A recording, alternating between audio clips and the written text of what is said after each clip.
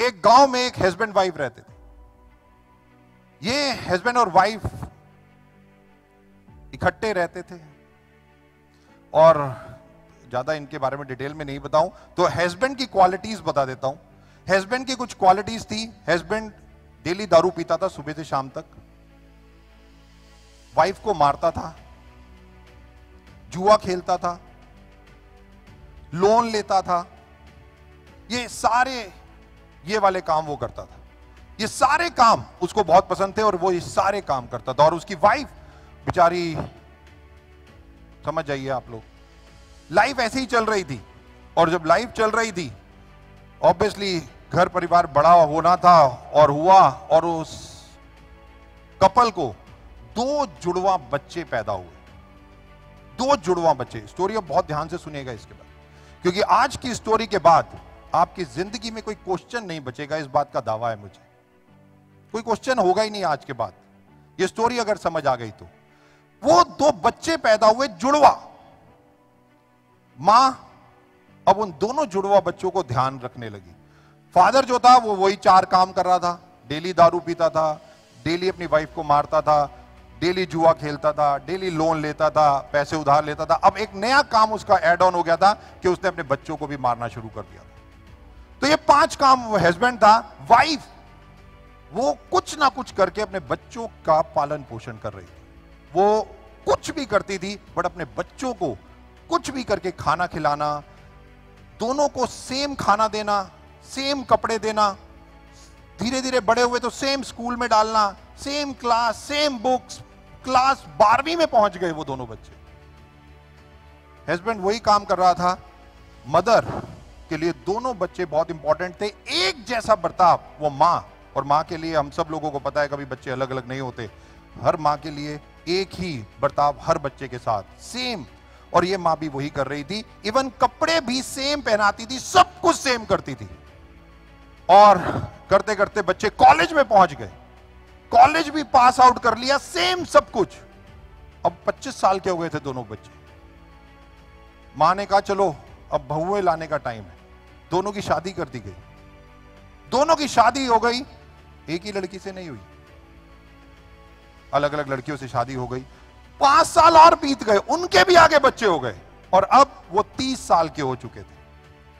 30 साल के हो चुके थे, और 30 साल ये बीत चुके थे। और 30 साल के बाद उन दोनों भाइयों में एक बिलियनियर था, वो खरबपति था, खरबपति। और दूसरा बेगर था, रोडपति। वो दोनों भाइयों में एक खरबपति था और एक रोडपति था, यानी कि उसके पास कुछ नहीं था। 30 साल हो चुके थे। उस गांव में एक जमींदार रहता था, और जमींदार ये सब चीजें देख रहा था, उससे रहा नहीं गया। उसने कहा यार ये कैसे संभव है? 30 साल मैंने इन दोनों भाइयों को देखा है, इनकी मां को देखा है, इनके फादर को देखा है। मां ने सेम ट्रीटमेंट दिया है, किसी के साथ अलग नहीं, दोनों बच्चों को सेम ट्रीटमेंट। बट 30 साल के बाद एक खरबपति कैसे और एक रोडपति कैसे? ये कैसे पॉसिबल है? उस सरपंच को समझ नहीं आया, जमींदार को समझ नहीं आया। उसने कहा मैं दोनों भाइयों से मिलूंगा। और वो पहले जो रोडपति था, बेगर था, उसके पास गया, उससे मिलने गया, और उसने उसे क्वेश्चन पूछा। उसने कहा 30 साल मैंने तेरे को देखा, तेरी ये हालत कैसे? उस भाई ने, उस व्यक्ति ने आंसर दिया, जो भी मेरी हालत है वो केवल मेरे फादर की वजह से, मेरे फादर की वजह से। वो जमींदार था, बड़ा हैरान हुआ। उसने कहा आपके फादर की वजह से आपकी ये ऐसे कैसे हालत है? उसने बहुत सिंपल सा कहा, उसने कहा देखो मेरे फादर क्या करते थे जिंदगी में? ड्रिंक करते थे, मैं भी करता हूं। वाइफ को मारते थे, मैं भी मारता हूं। वो बच्चों को यानी कि मेरे को मारते थे, मैं भी वही काम करता हूं। वो जुआ खेलते थे, मैं भी खेलता हूं। वो लोन लेते थे, मैं भी लेता हूं। मैंने वही काम किया जो मैंने देखा, मैंने अलग का किया। और आज जो मैं हूं वो वही हूं जो मैंने आज तक देखा, भोगा, सेम सब कुछ। अब जो जमींदार था उसने कहा बात तो ये सही कह रहा है भाई, 100% बात सही है कि इसके साथ तो जिंदगी भर यही हुआ, तो इसलिए ये ऐसा है। वो गया और उसने दूसरे भाई के पास गया और दूसरे भाई के पास भी जाके उसने एक ही क्वेश्चन पूछा। उसने कहा कि तुम ऐसे कैसे? उसने कहा अपने फादर की वजह से। अपने फादर की वजह से।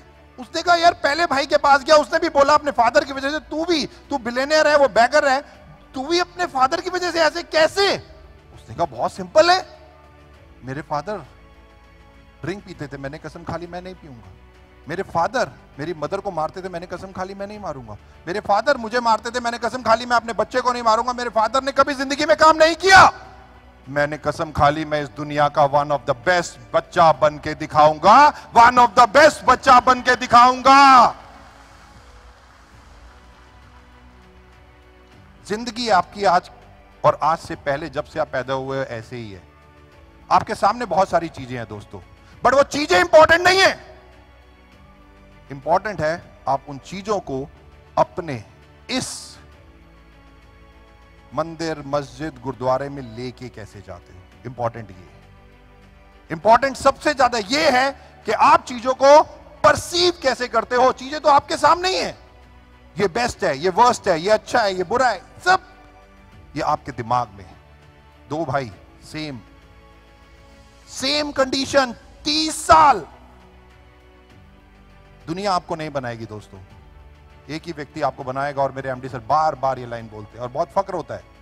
वो एक व्यक्ति पता है ना आपको कौन है? केवल शीशे में जाके देखना, मुस्कुराता हुआ मिल जाएगा 100%।